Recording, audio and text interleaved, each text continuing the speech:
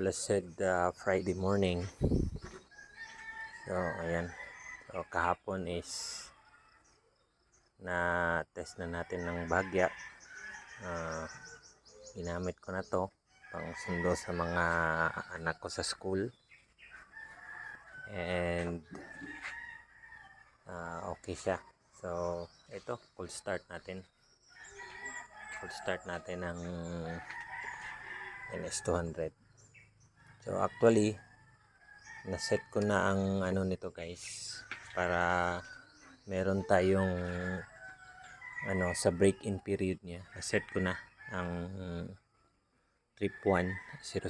Ngayon ko lang isinet sa 00 para malaman natin kung ilang km na ang tinakbo. So ayan o.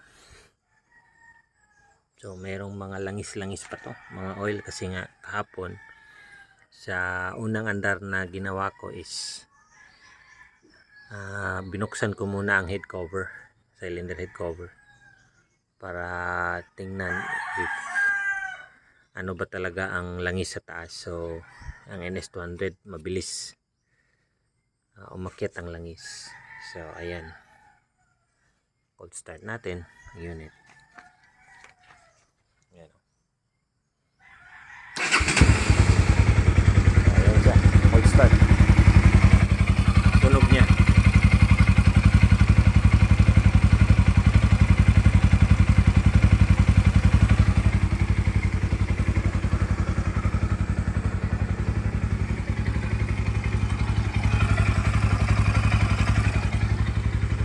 So of course naka 1.5 yan RPM, idle.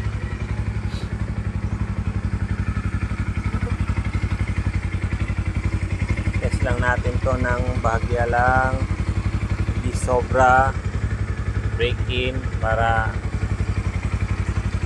so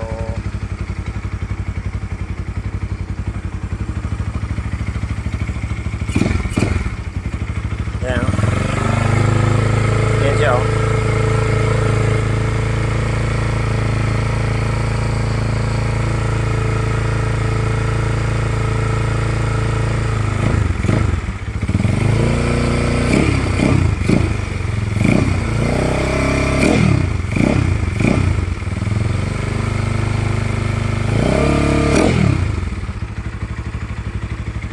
Tingnan muna natin sasagarin ng RPM.